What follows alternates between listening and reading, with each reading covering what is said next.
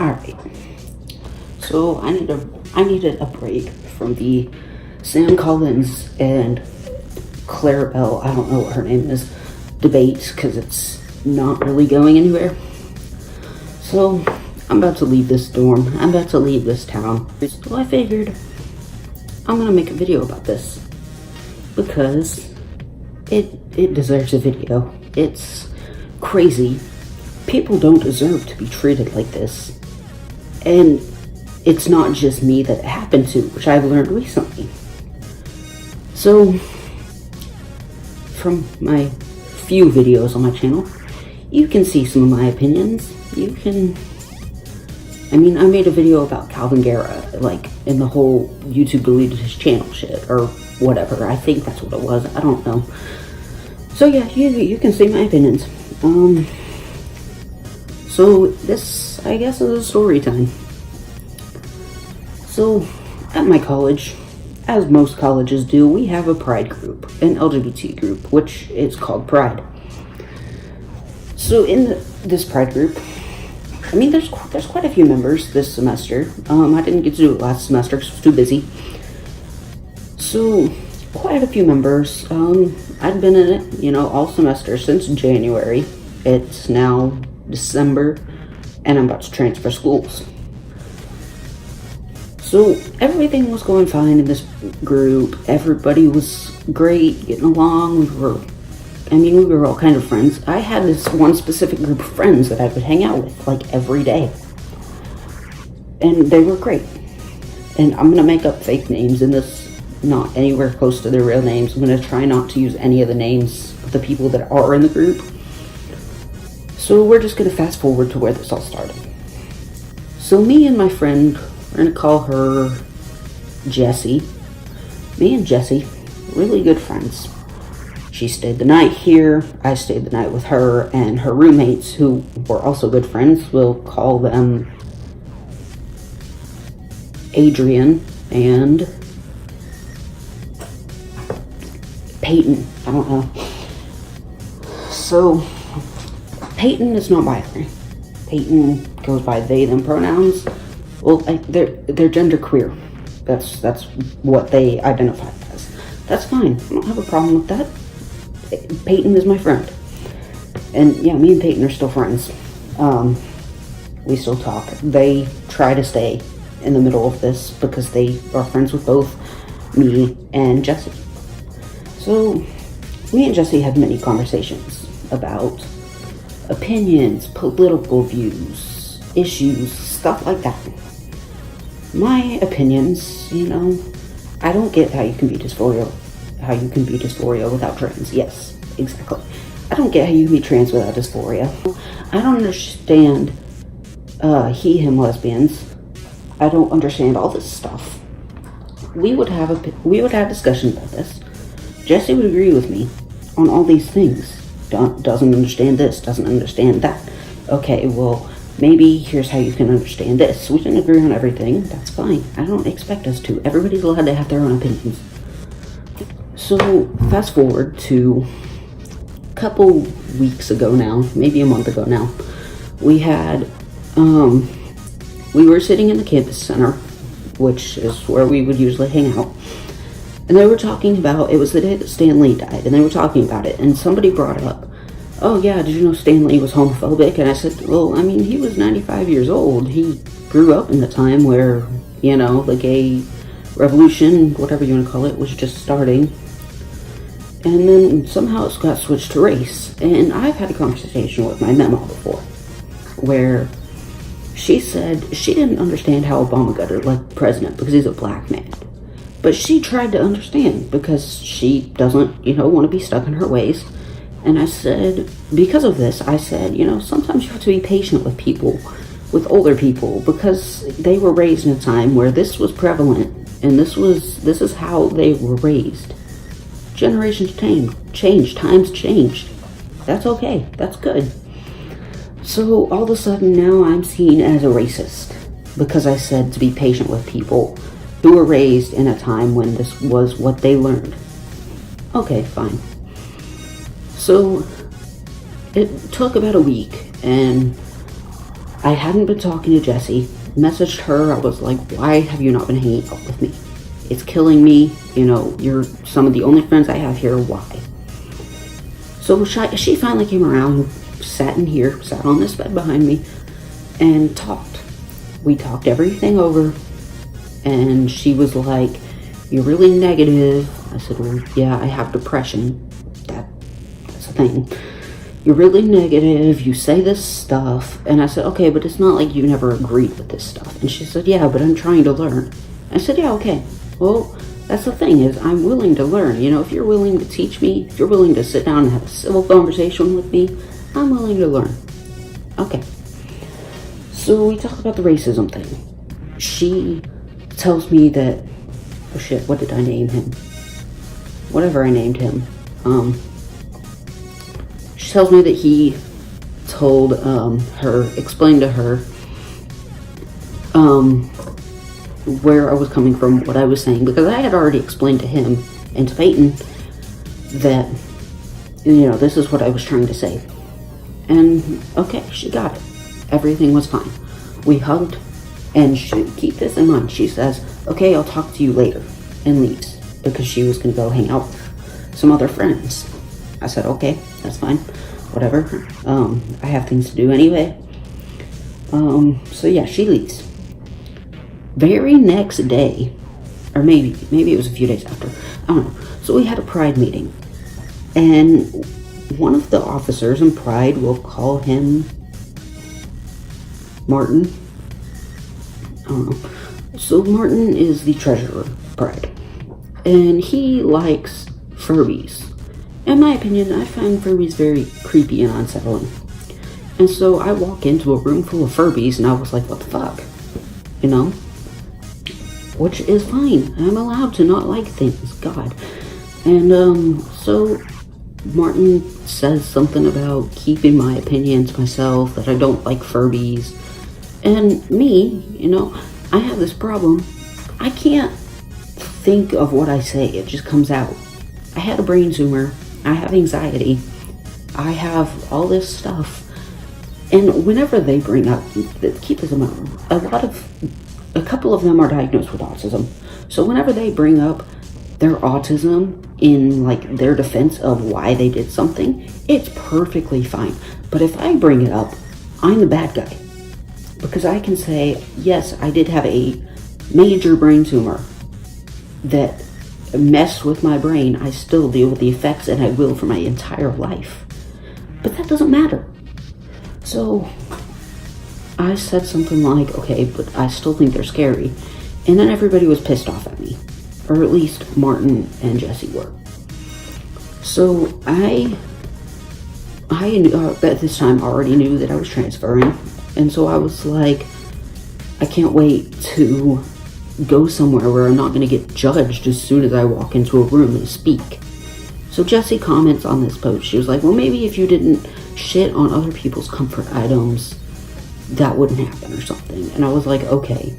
So I messaged Jessie, and I was like, look, I have been over this so many times that I don't mean to say things, and if people have a problem with what I say, they need to tell me. So then she starts bringing up all this stuff from like last semester. So we had a new election for a president in Pride that night because the old president left. And the new president, Blake, was in my English class last year, or my compound class last semester. And we talked, you know, Blake is trans. We talked. And one time I brought up something about dysphoria and, you know, not needing dysphoria to be trans. Okay, fine. He didn't say anything to me then. Not until when this happened a few weeks ago, did this get brought to my attention that made him uncomfortable. Okay. Blake is younger. Blake dropped out of high school and started college immediately when he was 17. So he's a couple years younger than me. I'm 20, almost 21. And so I was like, okay, maybe he's just a little bit, you know, immature. He's not as old. Okay. But still, why didn't he bring it up to me when it happened? And so all these things keep piling up that I've supposedly done that have made people uncomfortable, and not once has anyone come to me about it, saying, hey, you said this, it made me uncomfortable, could you maybe not say that? Could you explain to me what you meant? Nothing. No one has ever expressed any kind of problem with me until now. So I go in the Discord chat. We had a group Discord chat. I apologize publicly for anything that I've ever done to anyone that may have upset them, hurt their feelings, offended them, whatever. I try to be the bigger person. So not only do they delete my message apologizing to everyone for anything that I could have done, they then start going through my social media. Keep in mind, this is a college organization, a college club. They don't have any right to look into my accounts to see what I post, because nothing that I post affects any of them. If they don't want to be my friend on Facebook, if they don't want to follow me on Twitter, if they don't want to have me on Snapchat, they don't have to. So the way I found this out is the vice president of Pride, Charlie starts going through my Facebook. He accidentally likes a post. So I see it. I know that I am not friends with him on Facebook. So I go in. Immediately the notification is gone. But it's still, it comes up on my phone. It stays in my phone. So I screenshot it. Because I was like, okay, you want to stalk my social media? I'll give you something to look at. So I posted this on Snapchat. I had the Charlie liked your post. And I posted on my Snapchat. I said, wow, when the Pride Club thinks that they control what you post on social media because they want to get dirt on you so bad that they go to your social media. And of course, I had Bryce, is that what I named him? I had Blake, that's what I named him. I had Blake on my Snapchat. I knew he'd see it. I knew they were going through my shit. So then Blake tells Charlie that I had posted this. Charlie messages me and he's like, I need you to take this down ASAP, right now. And don't message me back. I don't care. Just delete it. And I did. I didn't want to. I shouldn't have. But I deleted it. And I blocked all of them everywhere so they couldn't see my shit. So I'm messaging another girl at this time.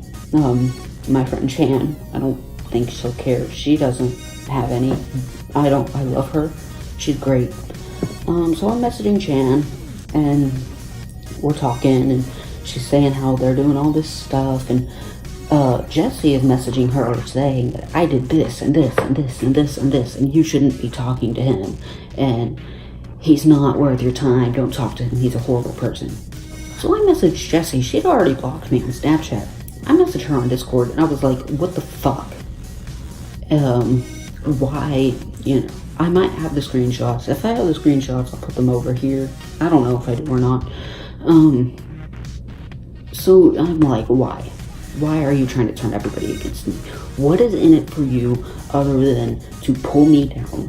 And she says, no, I'm trying to protect non-binary people and feminine trans guys and people of color.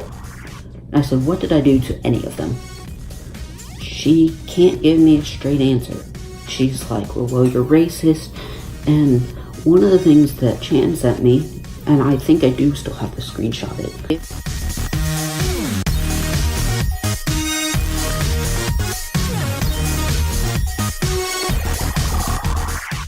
She was like, oh yeah, Jesse is saying that you said that feminine trans guys aren't really trans guys, non-binary people don't exist, you're racist, you're transphobic, all this stuff. Keep in mind we just had that conversation.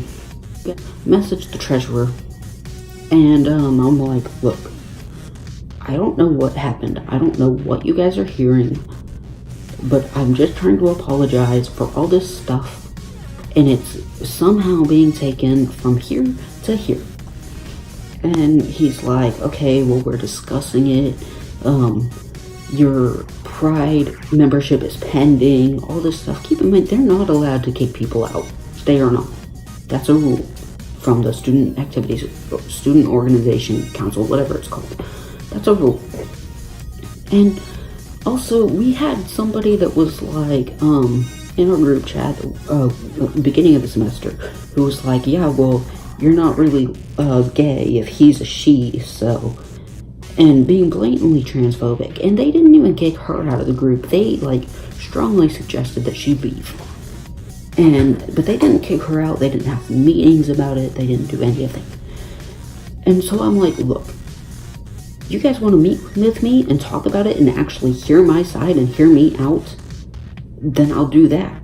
And they were like, oh, well, your statement has to be submitted on paper. We can't have a meeting about it. I was like, okay, it's bullshit, whatever.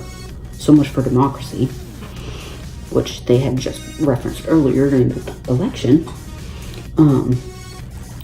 And all this stuff. And so finally everything ends. And now, so next day, I went to meet with Chan.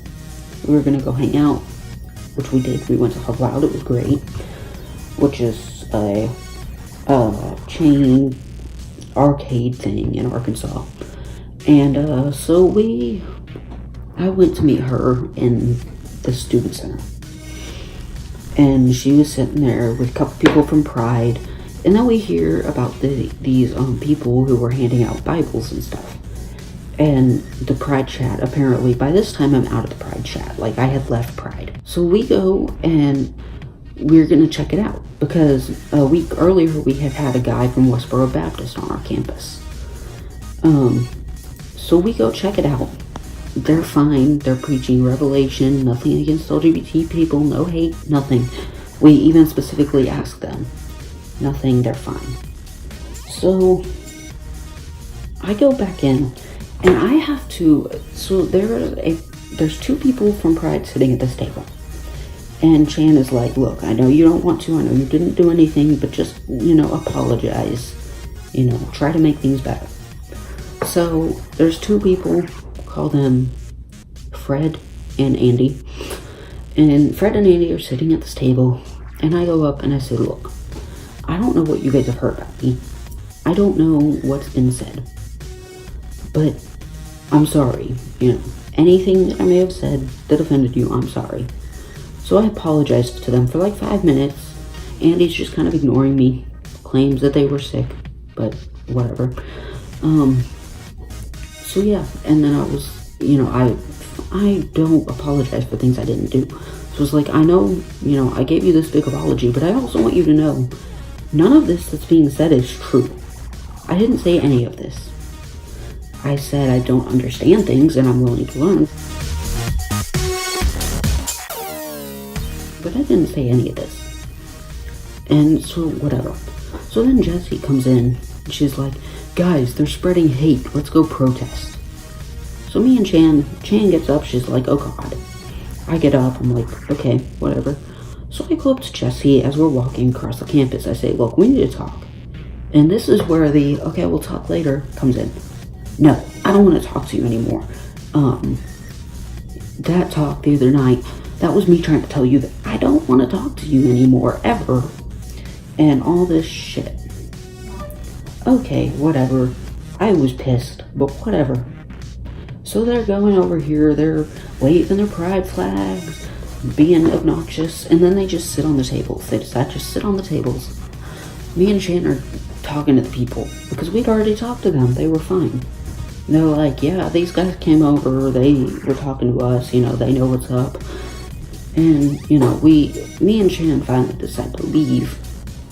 And, yeah, that's basically where it ends. I'm sure it didn't end for everybody else, but that's where it ended for me.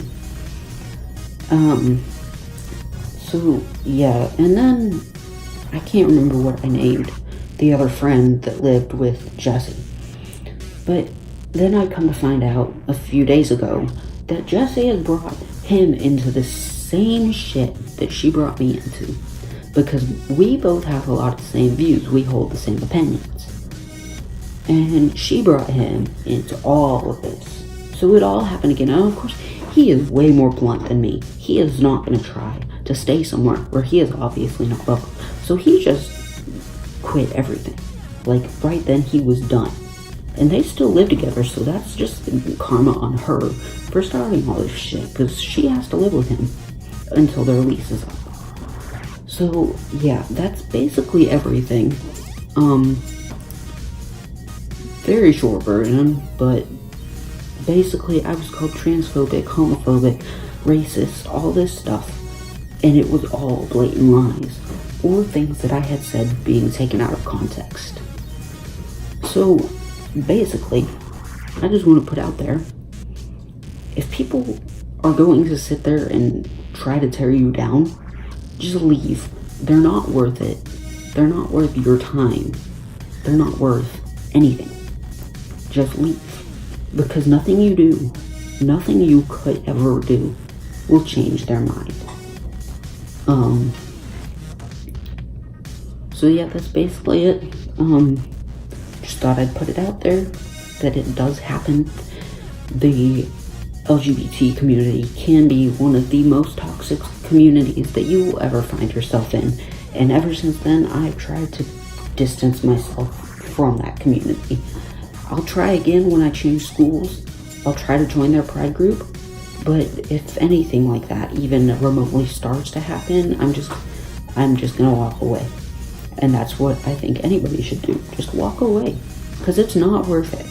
It's not worth the stress that you're gonna put yourself through trying to get through to these people when they already have their minds set on you, when they already have made themselves believe all this stuff.